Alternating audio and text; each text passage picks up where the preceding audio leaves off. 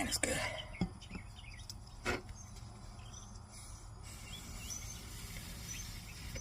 Hey guys, what's up? So Major Green here, and this is episode number 3 of starting MilSim over 40. And yeah, I'll be 43 this month, and I think I started MilSim when I was airsoft and all this when I was like 41. And today I'm actually going to work with someone who was in the military. He got out of the military as a captain back in the 90s. You know, he's a lot older than me, a lot older than the early 40s. But he was a captain. He was an infantry officer captain in the early 90s. He wasn't in like a large unit or something extra, just a regular infantry unit, but he was the company commander. And when I was in the Army, I'm wearing actually one of my fucking old Army shirts. When I was in the Army, I got out as a non-commissioned officer, pay grade E5 sergeant, in a reconnaissance surveillance infantry unit. So we're going to have 2 different infantry guys. One was an officer, one was a non-commissioned officer. One was in regular infantry line, one was in infantry reconnaissance, different ages, and we're gonna put our heads together, and we're gonna start you from beginning to end a real reconnaissance mission. Both of us together. Should be fun. Before we start the video, I wanted to introduce myself to any Rhodesian Bush War veterans who may have stumbled across this video, and explain that I'm a retired U.S. Army light infantry officer. I grew up in the 1970s, so I was a small boy during the Rhodesian Bush War, but growing up on a tobacco farm, I was always aware of Rhodesia and the fact that Rhodesia grew tobacco. And then as a professional military officer, I became very interested in the Rhodesian Bush War. And so I have a YouTube channel where I try to just see what it's like to operate with I had a series on Che Guevara and his guerrilla warfare packing list, and now I'm based on the videos of John Van Zyl and 5 Romeo, and books like Rhodesian Light Infantry and declassified SAS manual that I purchased, and combat tracking operations. Just trying to piece together the uniform and equipment of the Rhodesian Light Infantry, and I'm going to have a series of videos where I explain the equipment and exercise the weapons, and then eventually go on like a weekend field operation with the equipment. So I hope you'll enjoy this and take it in the spirit in which it's intended, which is... Niggas plotting and kicking. Will I survive? Will I die? You know this picture impossibility, giving me charge. Lawyers making a grip. I told the judge I was raised wrong, and that's why I blame shit. Was hyper as a kid, old as a teenager. On my mobile, calling big shots on the scene. Major packing hundreds in my drawers. Fuck with long bitches, I fuck with a passion. I'm living rough and raw. Catching cases at a fast rate, rolling in the fast lane. Hustle till the morning, never stop until the cash came. Live my life as a thug. Until the day I die, when my life is a boss blade, it's even getting hot. These niggas got me tossing shit. I put the top down, now it's time to floss my shit. Keep your head up, nigga, make these motherfuckers up. Gang sharper than the motherfucking razor blade. Save money, bring bitches, bitches bring lies. One niggas get. We'll begin this video where we begin the mission in the assembly area. Assembly area is a doctrinal term for an area where a unit gathers so that it can prepare for combat operations. We'll have access to logistics. You may find vehicles in the assembly area. You may be served hot meals in the assembly area. So we gather here to do our planning for our reconnaissance patrol, and the patrol leader will issue a patrol order which talks about the situation, i.e. the weather, terrain, and enemy troops, the mission, who, what, where, why, and when the patrol will take place. The execution is how, detailed explanation of things like forward passage of lines. It's very important. Every phase of the operation will be outlined in the execution paragraph. And service support for a small unit like a squad or a fire team. Service support might simply consist of where to get water, how much ammunition to carry, where to draw the ammunition. That'll be distributed in the assembly area as well. So the assembly area is relatively safe. And so we have a poncho hooch set up here, just based on the weather and terrain. It's a little bit windy. The wind's coming from the southwest, so the poncho hooch is oriented toward the southwest with the so it'll block the wind from that direction. The best way I know to figure out wind direction is simply to take a leaf or a light piece of paper and drop it from chest height and see which direction it travels, and you'll know which way the wind's coming from. I've got my load carrying equipment and my rucksack and my rifle. It'll be right next to me when I sleep so I can grab it in case we're attacked in the middle of the night.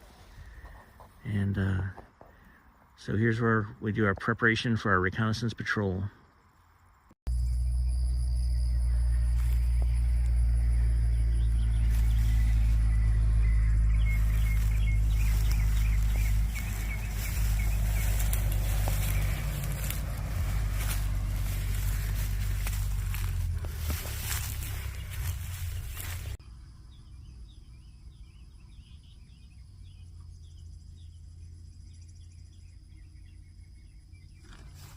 All right, boys.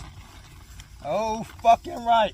That motherfucking captain out there acting like this is his first fucking time out in the field. That's cowboy camping, boys. That is fucking... Look at that motherfucker. Set up. He's sleeping on that fucking PT pad we do fucking crunches on the fucking ground. What does that tell you, man? Everybody's like, oh, let's become officers. Let's be officers. People salute us, call us sir. Do they want to salute you and call you sir? Probably not. Did your boys have enough respect for you to fucking set up a poncho so you didn't have to cowboy camp? Probably not. He don't know, guys, okay? So, you know, he was in the Army back in the 1990s. He wants to do a fucking field prone with us and learn how real recon, real MilSim goes. So just, you know, take it easy, guys. Luckily for you, we don't have to salute in the field, all right? Hey, Captain! Fuck over here. Depend on the emergency brake to keep the vehicle from rolling over you or rolling off a cliff. Alright, here it comes, guys. Hey, look alive. Here it comes, alright? You know, the biggest flex is not being told what to do by somebody else. And remember that. So, you know, it's not like, oh, I don't want to listen to you. If they're your boss, you have to listen to them. But the biggest flex is fucking taking the initiative, guys, and doing the shit so they don't have to correct you. So we're going to let him do a fucking layout and make sure that that motherfucker has all the kind of shit that he needs for a fucking 48-hour fucking reconnaissance mission right here in the fucking assembly area. And then we're going to kind of let him tell the mission and shit, and I'm going to help him, okay? And to make it look good, I know I got the same shit he got. I know what the fuck I'm doing, so I'll let him do a layout, and I'll do the layout with him, all right? So, oh, there he is. Oh, thanks for staying in school, sir. Fuck over here. For the third video in this series, we're going to talk about the outer layer, or the rucksack portion of the light infantry's gear they would take on a recon patrol in 1990. The first thing you might notice is this is not an Alice pack. In 1990, a new rucksack was issued called the CFP-90, and it was only issued to Special Forces, Airborne, Air Assault, and Light Infantry. I believe the first unit to field it was the 10th Mountain Division, which was actually a light infantry division at the time without any specialized training in mountain warfare. But speaking of mountaineering, this is a mountaineering rucksack. It has ice axe loops. Now I have it set up with an entrenching tool where the ice axes would go, but it's a larger rucksack. And the thing I liked about it was it didn't really have a frame, so the Alice pack weighed several pounds before you even put it on, whereas the CFP-90 was very lightweight. So I preferred the CFP-90. Now let's go through what's in the rucksack. First thing I want to mention is the poncho. So as you can see, this poncho is woodland camouflage, and it could be worn as a poncho for, you know, if it rained. But however, you know, usually in terrain with a lot of thorns and things, so poncho didn't really work out that well as a rain garment. But what it was excellent at was a shelter. And in the final video in this series, we'll go out to West Virginia and go on a real recon patrol overnight, set up a poncho shelter. But basically what you'd have to do is tie off the tarp either with the drawstring in the hood or another piece of string. And then the poncho just becomes a big square sheet, kind of like the British Army Basha or something, maybe not quite as big. And you can use it to make a tarp shelter. All right, right, sir. So, what I was telling the boys when you were walking up, and by the way, there you fucking cool as fuck, cowboy camping like that. But what I was telling the boys is, you and I, as the leaders, I'm the sergeant major, you're the fucking captain. And don't forget, sergeant major's higher rate than captain, motherfucker. Okay, just so you know. And everybody else knows that too, right? So you lay your shit out, and I'm gonna pull my shit out, and we'll show all the boys that we both, you know, birds of a feather. Okay, so what do you got? In 1990, I believe they were just fielding the modular sleep system, and the inner, well, actually the middle layer of the modular sleep system was the patrol sleeping bag. And this is just simply an olive drab nylon sleeping bag, which is a vast improvement on what they had before then, which is like this massive cotton sleeping bag that didn't compress. And again, you'd have to put it in a waterproof bag and like strap it to the outside of your rucksack because it didn't even fit inside the rucksack. It's a horrible piece of gear. It's just hard to imagine that the Army would have ever fielded anything like that. But we finally got our first like modern synthetic sleeping bag with some kind of like hollow synthetic down inside. And supposedly the sleeping bag is good down to about 30 degrees Fahrenheit by itself. You'd maybe survive at that level, but it'd be pretty miserable. I think 50 was probably more realistic. But anyhow, on this patrol, we're just taking the patrol sleeping bag, and then we're taking the Gore-Tex bivy bag, which is also part of the modular sleep system. So if it rains or something, the Gore-Tex will keep the water out, and it also adds another layer to hold the warmth in. So between the patrol bag and the Gore-Tex bivy bag, you know, you're probably good down to 40 degrees or so that you would be comfortable. And anyhow, this Gore-Tex bag in particular is a good piece of gear. Oh, okay. Hey, some things never change. Some things never change, guys. Get you a fucking good ass fucking, get you the fucking green fucking patrol bag, the real one. You can go to Army Surplus and get that motherfucker and get you a real Gore-Tex bivy cover. Cowboy camp like a motherfucker. So yeah, I got that. Got that. Yeah, you think I ain't got that? Maybe cut tree branches to create camouflage for hidden positions. Yeah, so I guess good minds think alike, because I got one of these. We call this a toothbrush, motherfucker. I showed you my canteen, but I also like to carry something about like a Nalgene bottle or maybe just a soda bottle or some type of non-military water bottle. And I would use that because I was never a big fan of just plain water, so I'd like to make Gatorade or Kool-Aid or something like that, so I could do that in my civilian water bottle. And then I would have my military water bottle, which I couldn't do that with because it needed to be compatible with the protective mask. And basically we weren't allowed to have anything but water in it, and I wouldn't have wanted to anyway because of the protective mask. So what I would do is I would, again, wrap duct tape around the bottle. I've got my little NC State Wolfpack Wolf on there. And then I would also have a piece of parachute cord so I could have a handle, and I could like clip this onto a carabiner if I had to. But I also had a special pouch that fit the Nalgene. So this ain't fucking, hey, this ain't 1992. You ain't got to do all that shit. You can just buy that shit. Who the fuck? NC State? What sport did they? All right, bro. Is that where you went to college? This motherfucker. Out it well as a rain garment. I would have a Gore-Tex rain jacket. This was an extreme.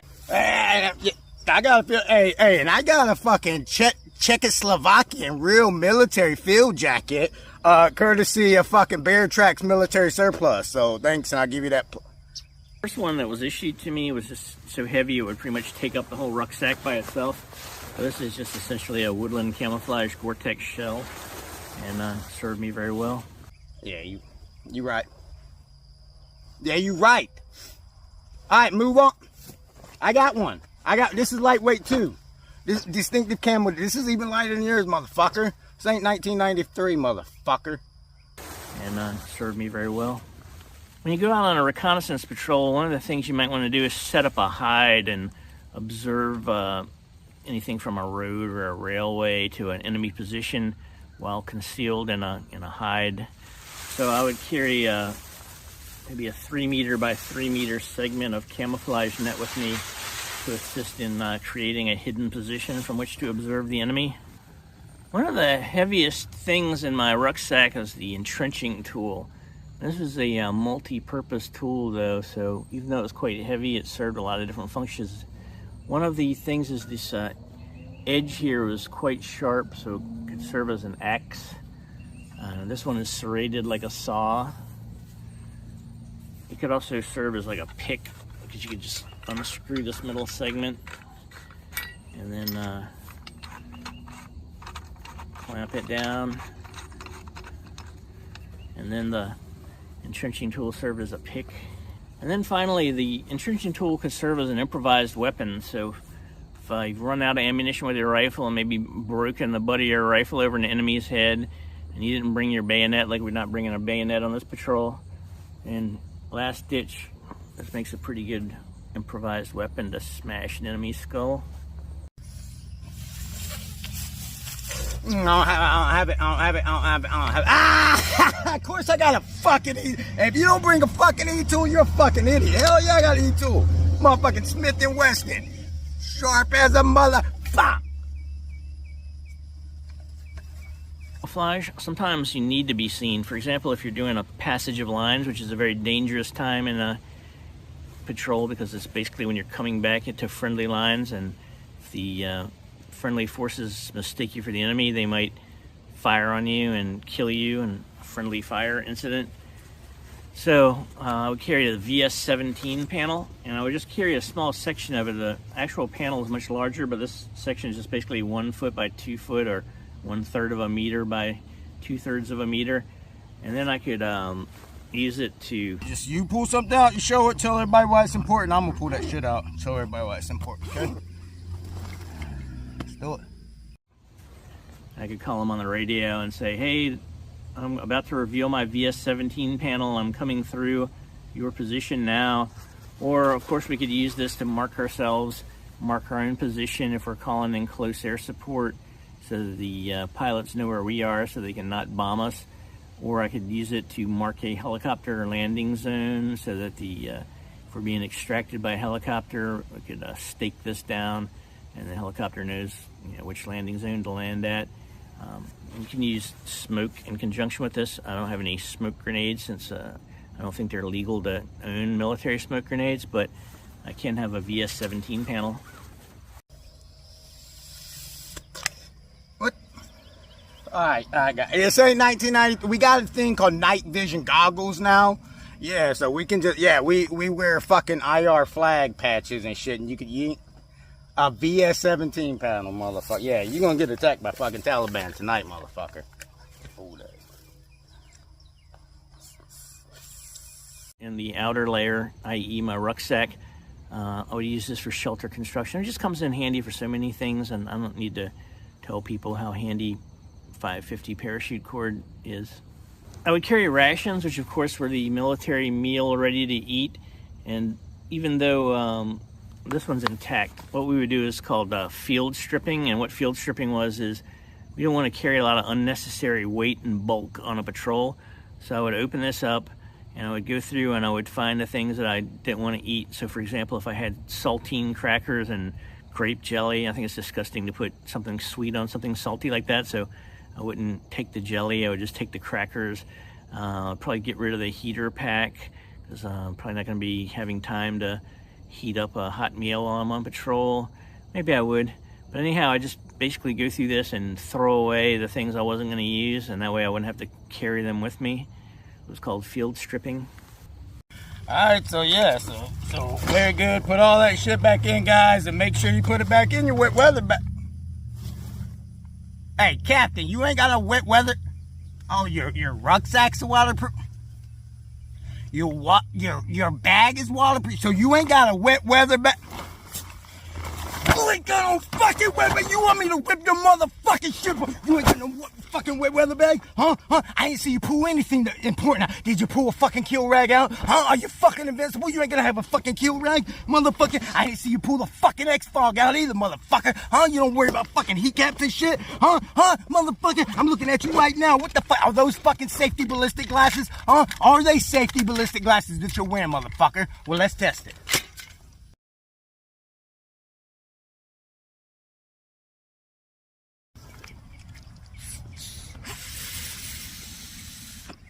You want to act like, you know what your fucking problem is, Captain? You want to act like you're fucking smarter than us because you went to fucking college. You didn't fucking man up and join the army right after fucking, what'd you go to fucking college for?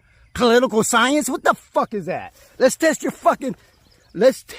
your glasses and see if they're fucking bulletproof, motherfuckers.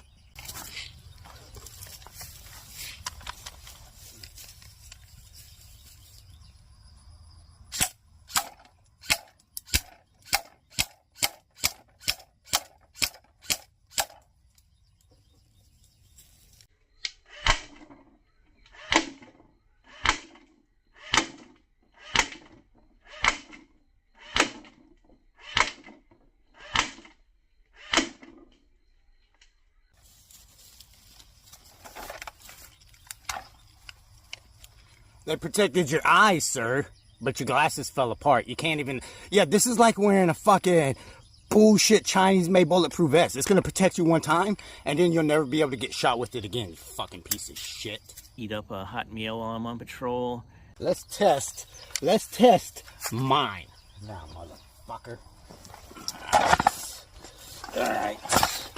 I'll put it right there, and then I'll put it through this shit so it can...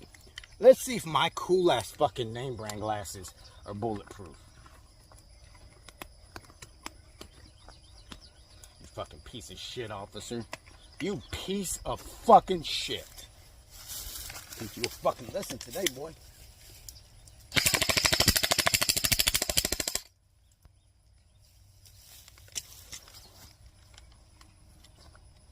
Same thing, bitch.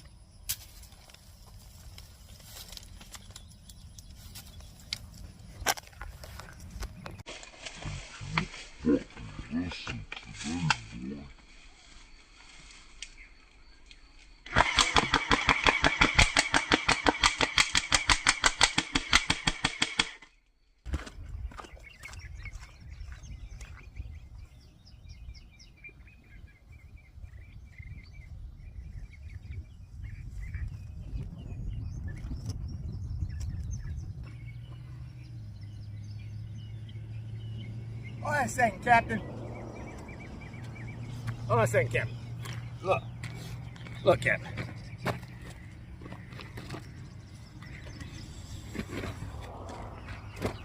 I'm making sure there's no enlisted guys in the woodline watching what I'm about to do because I don't want them to see me smoke the shit out of you. I don't know who the fuck you think you are, or what the fuck you think you were showing off over there. You better get your fucking stupid ass head out of your stupid ass, or I'm gonna kick them both with one fucking boot, motherfucker. You got fucking 2 minutes to get fucking recon ready to move out. That means camo paint your fucking face, you stupid motherfucker. And none of your fucking shit was marked. Mark it. Paint all your fucking magazines yellow so no one steals that, you stupid mother. Filter.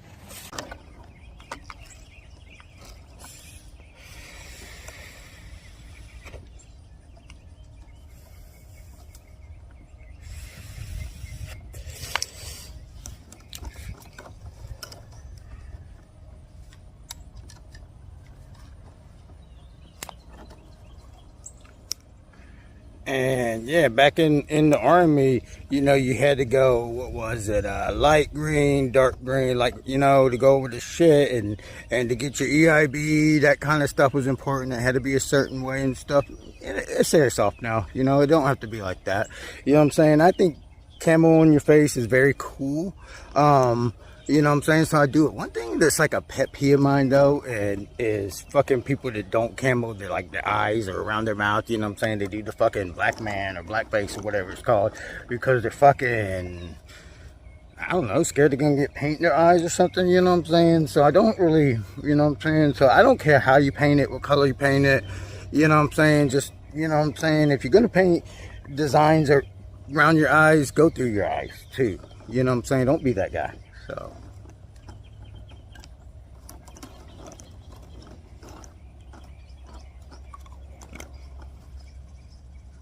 that looks pretty fucking Navy. I LARP as a Navy SEAL, by the way. I am a Navy SEAL when I LARP.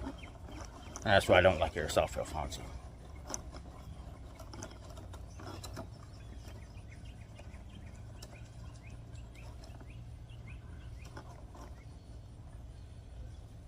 So in the military, every task is supposed to have a purpose. They wouldn't just send you out on a recon patrol without some specific information that you were trying to obtain.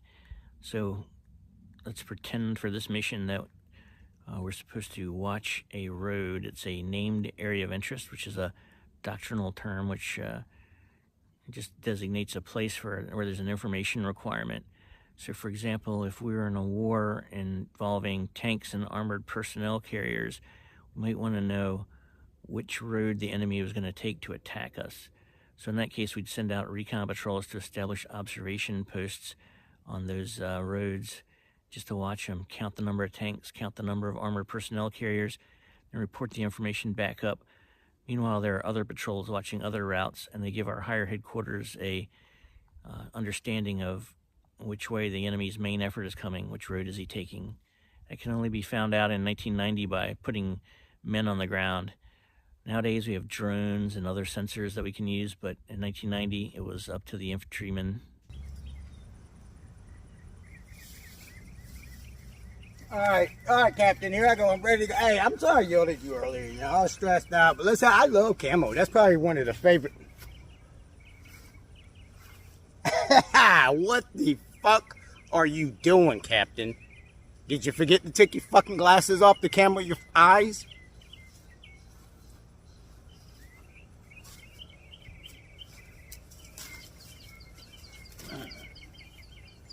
In the military, as if we were actually deployed and somebody was shooting at us. So we had to use the terrain as body armor. We'd have to find a tree that was big enough to stop a 7.62 Warsaw packed bullet and protect us, giving us both cover and concealment. In any case, I'm kind of glad we didn't have to wear body armor back in those days. It was just a lot easier to be quiet and move stealthily when we were not wearing helmets and body armor. Sometimes we'd wear helmets, and sometimes they'd let us wear soft caps or boonie hats.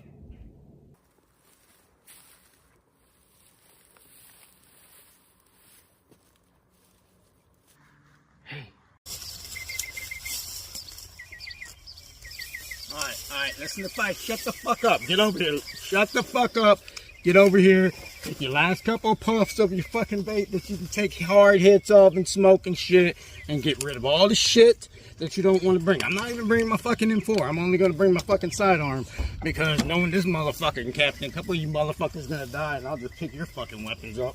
But listen, take the shit that you don't fucking need and put it over there together. And one of the guys who's not going on the mission, he needs to guard that shit. And then we're gonna get a little bit farther up, okay? And the captain is gonna find a patrol base. And this ain't gonna be no fancy dancy, pull your fucking E-tool out, go subsurface and dig up some hoot. This is just gonna be some fucking dense woods that we're gonna fucking throw all our heavy shit down, cache it up, bury it, and then I'm gonna sit there with the fucking QRF side, and I'm gonna fucking call for targets and fucking, you know, anything we need for backup. And I'm gonna sit there with that. And then captain is going to take one other fucking scout, hopefully a senior scout operator, because that motherfucker ain't no senior. He's a captain. That's that's a butter bar, a fucking first lieutenant, and then a fucking captain. He's a PFC of the fucking college boys, motherfucker. He got a fucking college degree in fucking military history. What the fuck is that? Okay? So he'll go up there, and the whole fucking point is we want to find out what road fucking Greenside's fucking coming in on, so we can fucking shoot them with 22 fucking rimfires, and you know what I'm saying? Rimfires. You know what I'm saying? 22. Nothing higher than 22. We're just gonna ambush the fucking cars and shit, and they get out of the car, beat the fuck out of them before they fucking start the game next week. Okay? So, yeah. Alright, so here comes the captain. Hopefully he says the exact same thing I say in a weird captain fucking operator way. You fucking...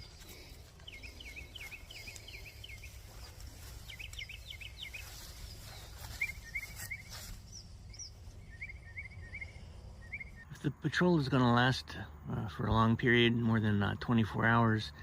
The patrol members may want to establish a patrol base, and that is basically a lying up place where they can hide, rest, perform administrative tasks such as weapons maintenance, just things like that. Basically a secret camp. You want thick terrain that the enemy is not going to stumble across. So for example, here we've used a very thick pine thicket. The patrol base should be away from roads, anywhere that's like the shortest point between two occupied areas, such as small towns, away from any type of trails, or what we call lines of drift. And lines of drift can be ridges, just easy places to walk. We want to put the patrol base someplace where civilians and soldiers are very unlikely to stumble across it. Another requirement for a good patrol base is overhead concealment. That's how you avoid detection from aircraft or drones or even satellites. As we get close to our objective, we may not want to be encumbered by a 50 to 100 pound rucksack. So one thing we might do is cache our rucksacks in a objective rally point. And when we want to find those rucksacks again at night, one trick is to mark them with an infrared chem light. Infrared chem lights, of course, emit only light which is longer in wavelength than that which is visible to the naked eye, and can only be seen with night vision equipment. If we're fighting an enemy who has night vision equipment, we may or may not want to use infrared chem lights. Another technique is simply to place the chem light in a known direction and distance from the rucksack cache. So I could place the chem light 100 meters and 45 degrees northeast of where my rucksacks are. And then I could simply use my lensatic compass to navigate to the cache using my azimuth and pace count. Miniature. Fucking, yeah, you a fucking blast from the past, motherfucker. I feel like I'm watching fucking Back to the Future. You ain't gotta use some big giant fucking, look at this. Miniature fucking IR chem lights. Yeah, take some for yourself, sir. You owe me $20 now. Hey, Captain. Captain, get the fuck up here. Alright, Captain, check this out. Walk with me for a minute. Walk with me and talk with me before we get deep into the area. By the way, hi, my name's fucking Sergeant Major Green. Nice to meet you. I'm fucking 43. I grew up doing martial arts, and I like big booty Latino girls. Okay, nice to meet you. Tell me a little bit about yourself. Are you a fucking nasty girl? Were you a fucking infantry officer in the active duty army or the fucking National Guard? Because that fucking bullshit you just did over there.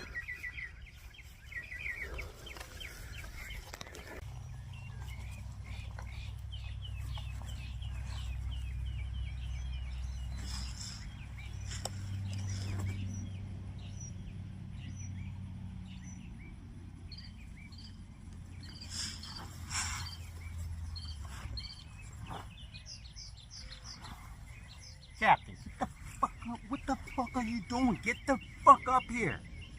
Leave from the front, you fucking piece of shit, nasty girl. Get your fuck up here, bro.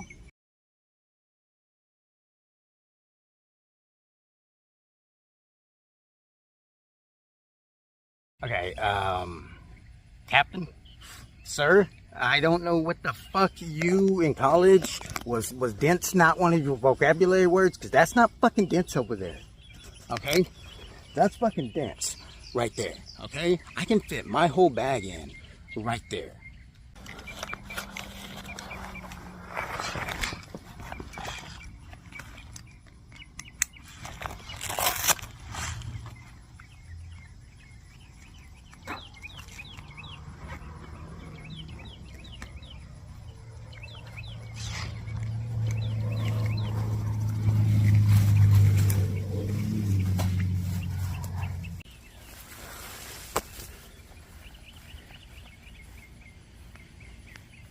Look how fucking dense this area is and bigger, so we can fucking lay in here and sleep in here if we have to rotate guys to guard. Alright, so yeah, I don't know what the fuck you got going on over there. This is the patrol base. Do you need me to move up and pick the fucking surveillance side, or you got it? Okay. Hey, do you see that? There's the road we're supposed to watch.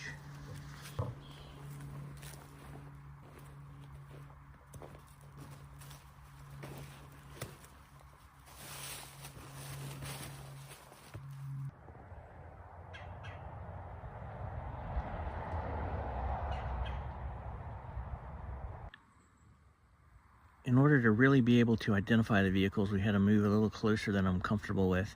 I'm afraid I might be seen from the road. It's a good thing I brought my trusty camouflage net. There are all kinds of ways to use camouflage net, but what I've just basically done is hung it up using strips of parachute cord to attach it to a couple of trees. And then I've just created this little hole that I can peek out and watch the road. And then the rest of my body is screened from anybody on the road that happens to look up this way. With my human eyes, I can see through the camouflage net pretty well, so I could just use it to screen my entire body. But the camera wants to focus on the net itself, so that's why I put a hole in the bottom.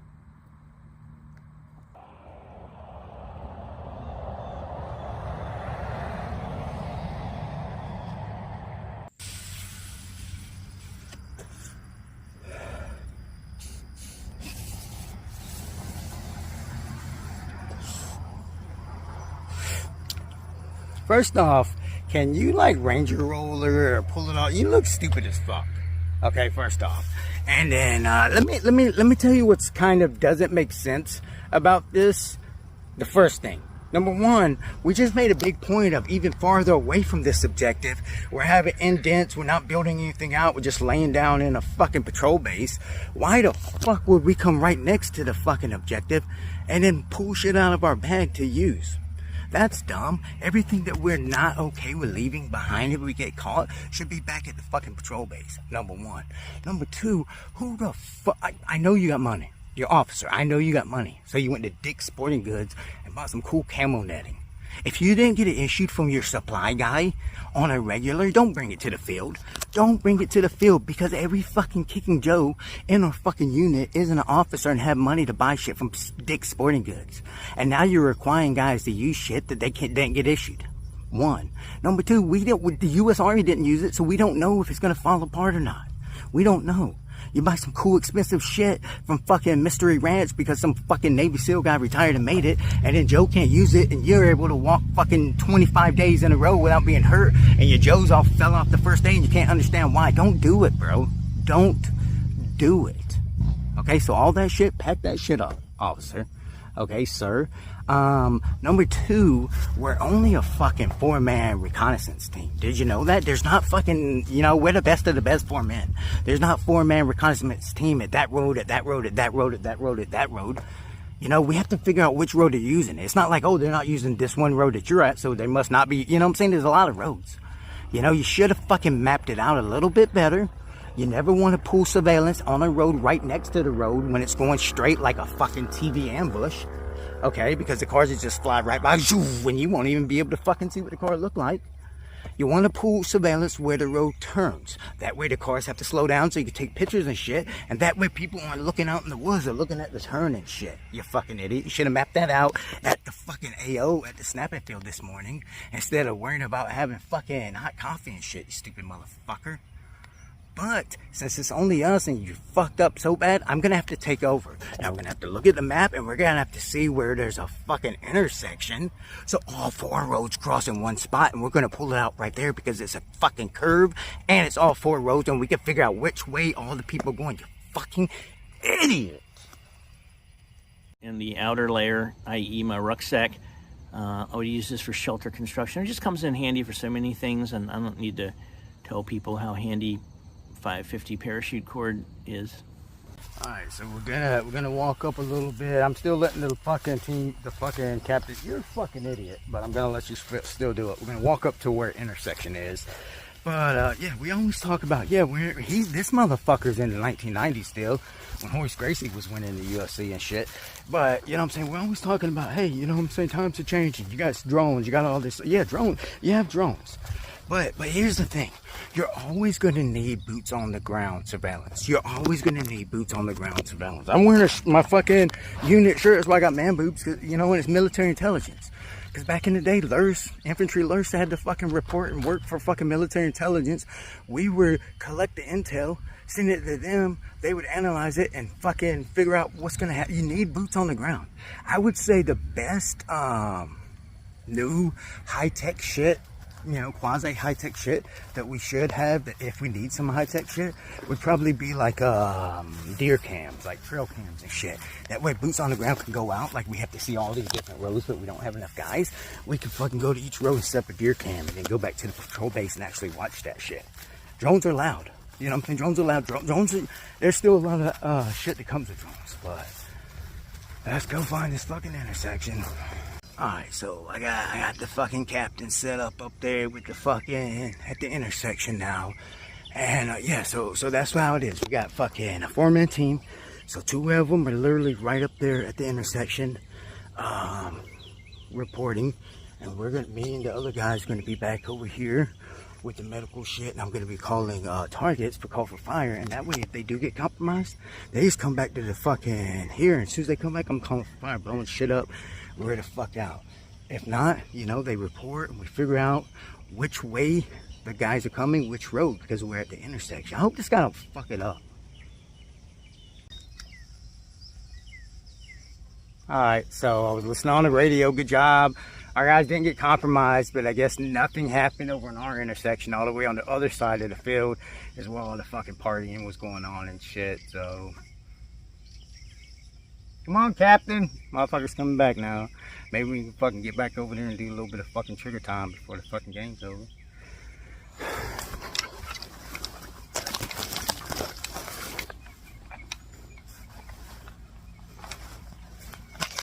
So after watching that road for 18 hours, we're back in the patrol base, getting ready to conduct our passage of lines to the rear, back to the company assembly area. As a result of our patrol, we were able to transmit to the higher headquarters that the enemy was not using Route Blue as their primary axis of advance. And so nothing happened. You know, we spent all day watching the wrong fucking intersection, and the shit was going on way at the other side. By the time we got all the way over there, congratulations, the 10 side did win, but you know, our fucking scout team didn't fucking do anything. You got anything to say, Captain, before we fucking, I'm gonna cut it off if you ain't got nothing to say. As a result, the brigade was able to concentrate its indirect fire and close air support assets along Route Red, completely decimating the enemy as they moved down that route. It was a good patrol. Good recon patrols result in information gathered without contacting the enemy. We didn't see any enemy, and that's the way we liked it.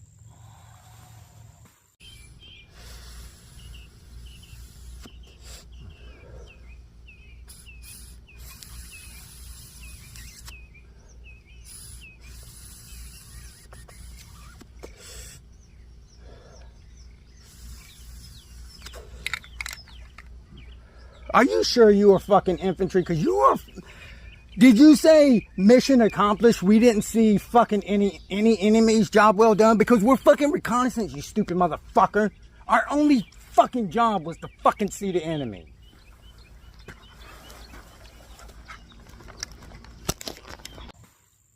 Hey, thanks for coming along on my retro 1990 blast from the past recon patrol. Hopefully old, new, and future soldiers got a kick out of this. And if you'd like to see more content like this, don't forget to hit subscribe and like. It's a very small channel, and I'd like to get a little bit bigger. I take totes of the marijuana smoke. Throw you in a choke, gun smoke. Ricky smokes the mayor, the rock slayer, the hooker layer. Motherfuckers say your prayers. Hail Mary, full of grace. Smack the bitch in the face, take her Gucci back and a North Face off her back. Jab her if she act. Funny with the money, oh you got me mistaken, honey. I don't wanna